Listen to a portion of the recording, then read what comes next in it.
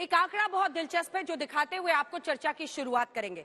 2020 के चुनाव में लगभग 10 ऐसी सीटें जहां पर 30% से ज्यादा मुस्लिम मतदाता थे, 30% से ज्यादा मुस्लिम वोटर थे, वो सभी 10 की 10 सीटें आम आदमी पार्टी ने जीती थी 60% वोट के साथ। वहीं जहां पर 15 से 30% मुस्लिम मतदाता है, ऐसी 11 सीटों में से 8 सीटों पर आम आदमी पार्टी की जीत हुई थी और बीजेपी 3 सीटों पर जीती थी और कांग्रेस पार्टी दोनों ही, अगर आप देखें 30% वाली सीटें हो या 15 से 30% वाली सीटें हो, 5-7% वोट में ही वो सिमट कर रह गई और उनकी झोली में 0 सीटें आई इन तमाम पर। ऐसे में क्या इस बार जब पूरी ताकत से कांग्रेस पार्टी लड़ रही है, 2 बार की एंटी इनकम्बेंसी का सामना अरविंद केजरीवाल कर रहे हैं, क्या इस बार कांग्रेस कोई फैक्टर दिल्ली में बनेगी? इसी पर चर्चा की शुरुआत करते हैं। लेकिन इन सभी सीटों पर चाहे मुस्लिम मतदाता हो चाहे महिला मतदाता हो, लड़ाई दिलचस्प है और जहां जहां मुस्लिम बहुल सीटें हैं वो पिछली बार भी, गौरव भाटिया जी, एक मुश्त होकर आम आदमी पार्टी की था। आप लोग खूब मना रहे होंगे कि इस बार कांग्रेस पार्टी को भी कुछ वोट चले जाएं, वोट बटे उधर का तो फायदा हमको हो जाए, लेकिन ऐसा हो नहीं रहा है। माना जाता है कि चाहे मुस्लिम मतदाता हो महिलाओं हो, वो स्ट्रेटेजिकली वोट करते हैं एक तरफ जिताने के लिए। सबसे पहले तो अंजना जी मैं ये कहूंगा, ऐसा कोई सगा नहीं जिसे अरविंद केजरीवाल ने ठगा नहीं। और क्यों कहूंगा मैं आपको बताता हूं। देखिए, अभी चुनाव से पहले उन्हें याद आ गई, ग्रंथी और मंदिर के पुजारी, इनको हम लोग भत्ता देंगे। भैया ये बताओ कि ये 10 साल से सत्ता में हो, तब तुम्हें नहीं याद आई? नहीं, तब तो इनका एक और रूप था। ये तस्वीर लाया हूं, ये करोड़ों में बिकेगी। ये देखिए, अरे ये जालीदार टोपी पहन के नमाज पढ़ रहे हैं। ये तो हरियाणा में हिंदू पैदा हुए थे, अब ये हिंदुओं को रिझाने लगे हैं। और गजब की बात ये है, क्यों कहा ऐसा कोई सगा नहीं जिसे इन्होंने ठगा नहीं, क्योंकि 17 महीने से मौलानाओं को भी जो इनको भत्ता देना है वो दिया नहीं है। तो इसका मतलब अरविंद केजरीवाल जो कहते थे वीवीआईपी कल्चर खत्म कर दूंगा, वो शीश महल में करोड़ों करोड़ों रुपए पर्दों पे लगा देते हैं। 20 लाख की टॉयलेट की सीट है, ठंडा पानी, गर्म पानी, गुनगुना पानी। आज वो नहीं वीवीआईपी कल्चर पे बोलते हैं अंजना जी। दूसरी बात, आपने दिखाया 83% मुस्लिम वोट जो है वो एक तरफ अगर जा रहा है, मैं कहूंगा सोचिए, अगर हिंदू मुस्लिम करेंगे 83% जो है वो हिंदू वोटर है। अगर हिंदू वोटर एक तरफ चला गया तो इनके तो सुपड़े साफ हो जाएंगे, जमानत जब्त हो जाएगी। राष्ट्रीय अध्यक्ष जी ने कहा है, उन्होंने कहा पहली कैबिनेट में हम लोग सुनिश्चित करेंगे केंद्र की जो स्कीम है स्वास्थ्य योजना, उसका जिक्र किया। उन्होंने कहा है हम लोग 2500 रुपए प्रतिमाह हर महिला को देंगे। हिंदू मुस्लिम सिख ईसाई नहीं देख के, हमारी बहन है, सबको मिलना चाहिए। और इसलिए मैं समझता हूं कोई माइका लाल नहीं है जो भारतीय जनता पार्टी की सरकार बनने से रोक सके। पूर्ण बहुमत से आएंगे और कमल खिलेगा दिल्ली में, आप देख लीजिएगा। और इसीलिए आप लोग एक भी टिकट नहीं देते हैं। जाने से पहले एक सवाल का जवाब तो दे दीजिए, एक भी किसी मुस्लिम उम्मीदवार को आप लोग खड़ा नहीं करते हैं। आप मान के चलते हैं कि ये 13% तो हमारी तरफ वोट करेगा ही नहीं, है ना? देखिए अंजना जी, मैं एक बात बिल्कुल स्पष्ट कर दूं। सबसे पहले तो गवर्नर भी बने हैं, जुडिशरी में सुप्रीम कोर्ट के जजेस भी बने हैं हमारे ही कार्यकाल में, सांसद भी हैं राज्यसभा के हमारे ही कार्यकाल में, प्रदेशों में मंत्री भी। उम्मीदवार क्यों? लेकिन एक बात जरूर कहूंगा, ये जो आप 83% कह रही थी ना, मुसलमान कांग्रेस और आपको वोट दे रहा है, अरे 43% हमें देने लगे।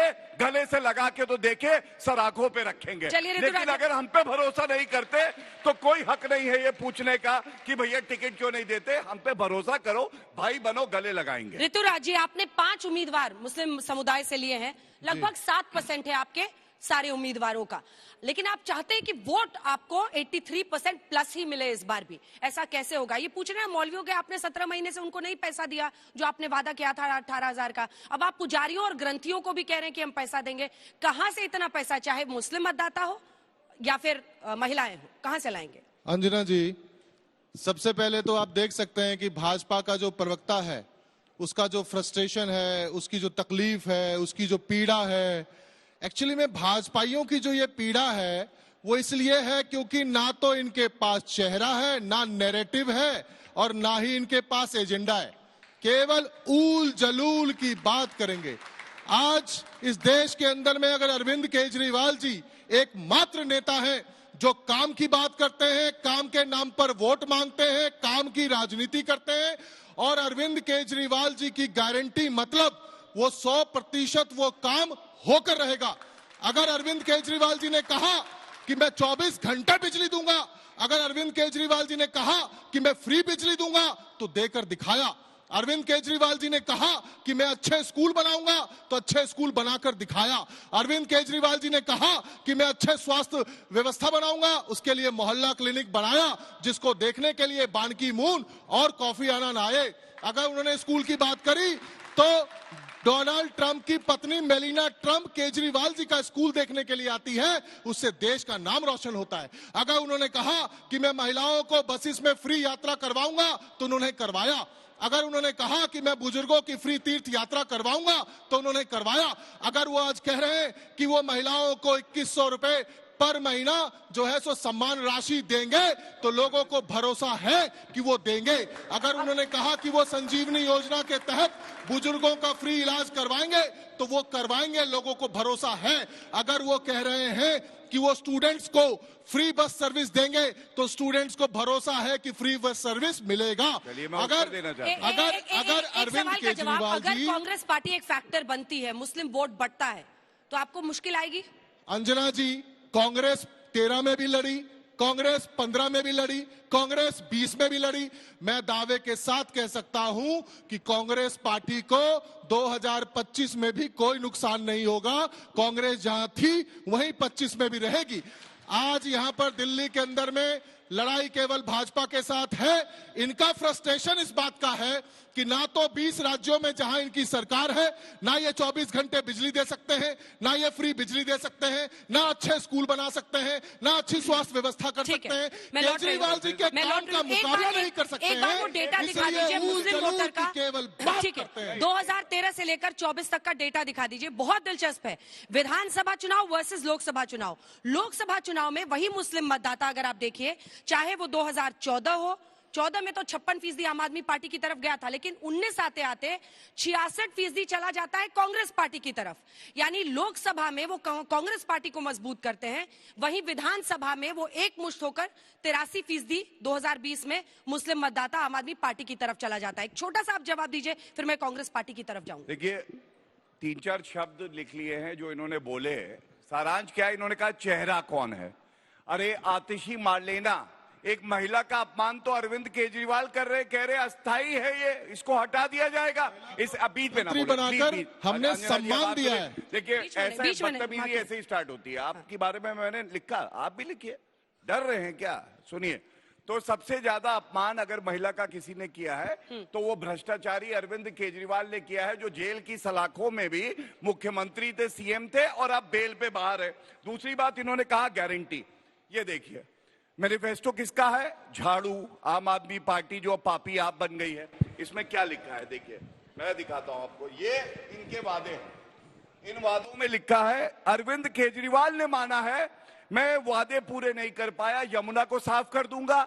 आई एम सॉरी, गलती हो गई, मैं नहीं कर पाया। दूसरा, यहां की जो सड़कें हैं वो यूरोप अमेरिका की तरह होंगे। आई एम वेरी सॉरी, मैं नहीं कर पाया। तीसरा, मैं हर नल में जल दूंगा पीने लायक, लाल, हरा, काला, हर रंग का जल आता है। और उसके बाद कहते हैं आई एम सॉरी, मैं नहीं कर पाया। खांसी आ रही है भैया, प्रदूषण इतना है।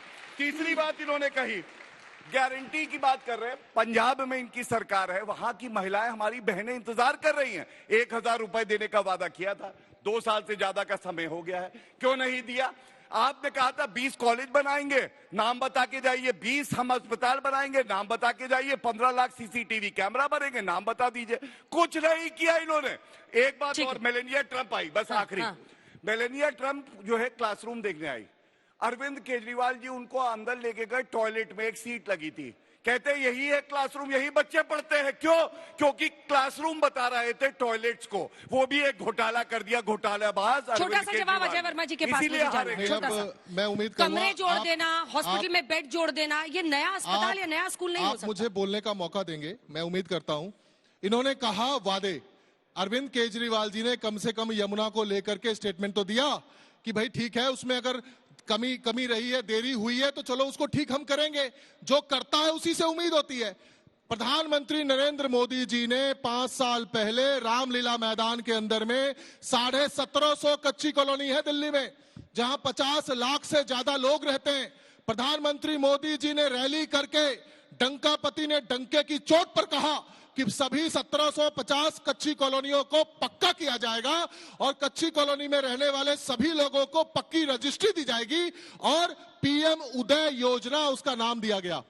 आज आपको मैं बता दूं 5 साल हो गए हैं, 5 लोगों को भी पक्की रजिस्ट्री नहीं दी गई है। अब अन्य मेहमानों के पास चलता है जी। नहीं, जल्दी पूरा कीजिए। इन्होंने कहा कि हमने हॉस्पिटल बनाए हैं, उसका नाम बताओ। स्कूल 500 की लिस्ट है ना, अरे बता तो रहा हूँ, सुनो ना, अभी देता हूँ, अभी देता हूँ, अभी देता हूँ, अरे अभी देता हूँ, अभी देता हूँ। 24,000 कमरे, 500 नहीं है, 24,000 कमरे, 24,000 कमरे स्कूलों में बनाए। आपके टीना टप्पर के स्कूल को ठीक किया, आपके टीना टप्पर के स्कूल को ठीक किया और साथ में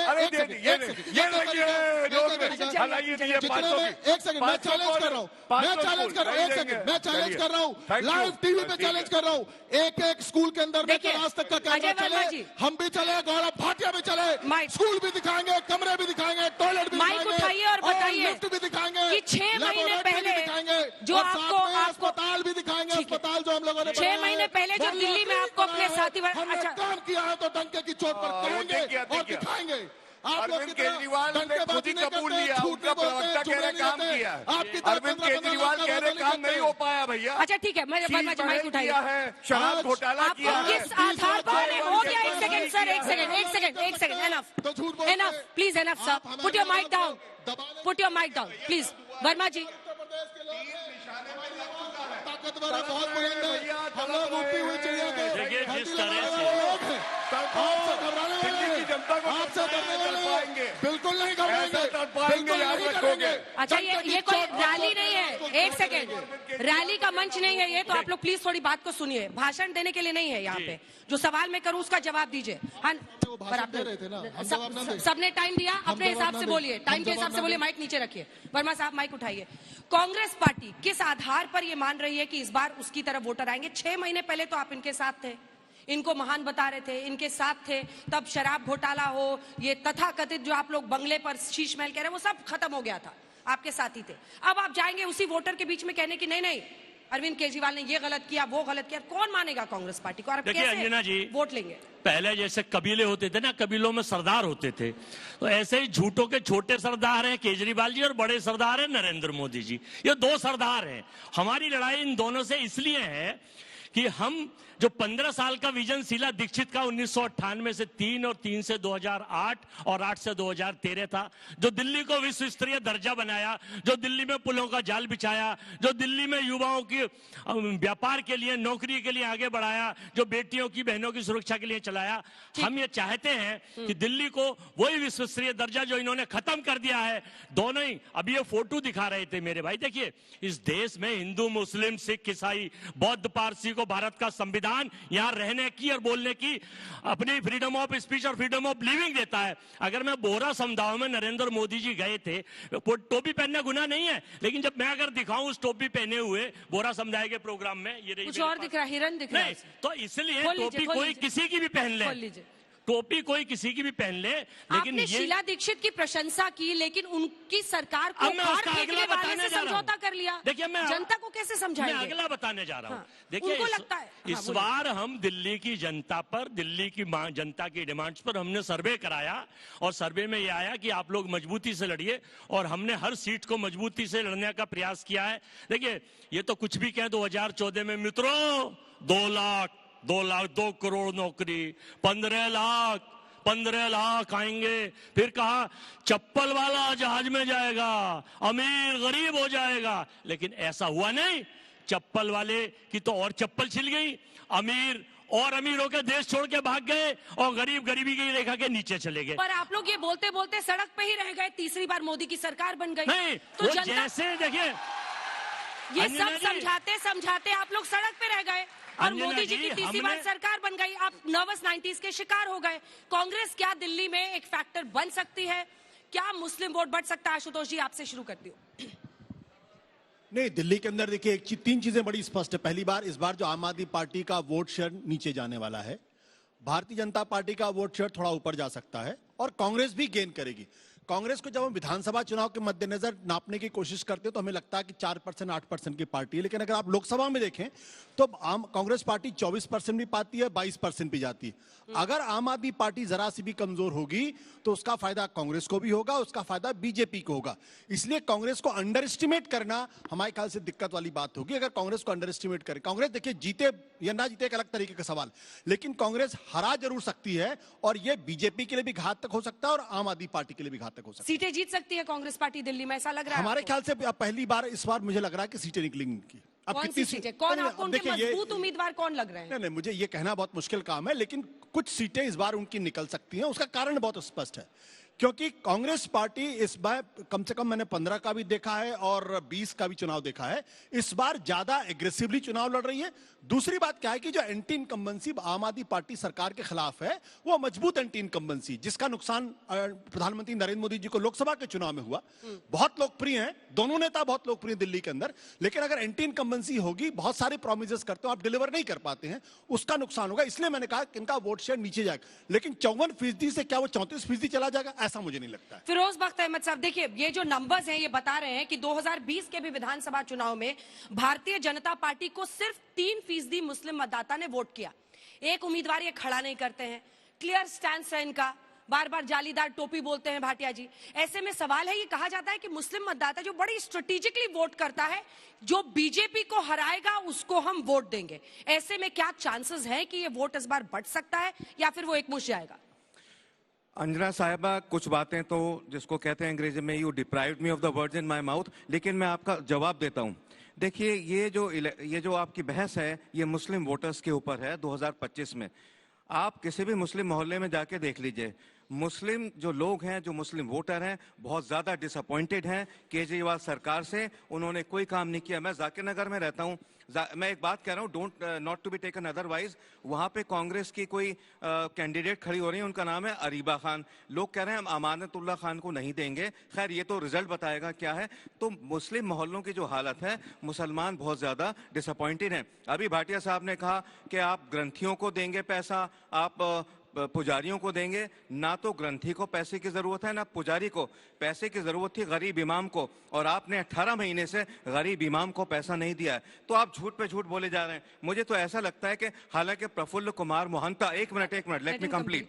प्रफुल्ल कुमार मोहंता एक इलेक्शन जीते थे, स्टूडेंट लीडर थे, एक इलेक्शन जीत गए, बाकी नहीं जीत पाए। ठीक है, केजरीवाल साहब ने 3 इलेक्शन जीत लिए। मुझे लगता नहीं कि चौथी बार वो चौकली लगाएंगे, क्योंकि रही बात कांग्रेस की सबसे बड़ी कमजोरी ये रही कि शीला दीक्षित ने जो काम किया था 3 टर्म्स में, उसको कैश अभी भी नहीं कर पा रही। कांग्रेस के जो बड़े नेता हैं, जैसे हारून यूसुफ हैं और भी कई लोग हैं, चौधरी मतीन हैं, इन लोगों को निकल के आना चाहिए। ये लोग अपने वोटर्स को जो है कन्विंस नहीं कर पा रहे हैं। बीजेपी को कुछ ऐसा फार्मूला लाना था। इतनी महिलाएं बच्चियां बैठी हैं, उनको ये कहना चाहिए था, सुन लीजिए भाटिया जी, आप ये पैगाम पहुंचा दीजिए मोदी जी तक कि हम महिलाओं के लिए मेट्रो दिल्ली में फ्री कर रहे हैं। तो मेरा ख्याल है इसका एक अच्छा असर पड़ेगा। हालांकि आप रेवड़ियों में यकीन नहीं रखते, लेकिन अगर चुनाव जीतना है, आप ये कहेंगे हमें चुनाव नहीं जीतना, हम तो आइडियल हैं। लेकिन चुनाव अगर जीतना है और एक ऐसी सरकार को हटाना है कि जिसने मुस्लिम मोहल्लों में कोई काम नहीं किया, तो आपको कुछ ना कुछ लेके आना पड़ेगा। आप खामोशी से नहीं बैठेंगे कि रेवड़ियां बांटनी है। Something you have to do.